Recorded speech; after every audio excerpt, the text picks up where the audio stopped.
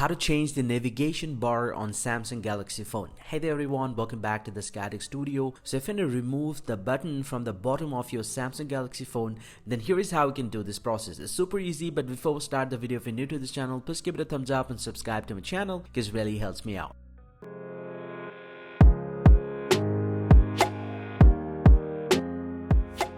Well, so now to remove the buttons, you just need to go ahead and open up the settings app from your Samsung phone, and from the settings just scroll down a little bit and tap on the display option. Inside the display, you just need to scroll down a little bit and you'll get to see the option navigation bar. You just need to tap on these and you'll get to see it's currently selected with the buttons, so that's why I have the button at the bottom right here.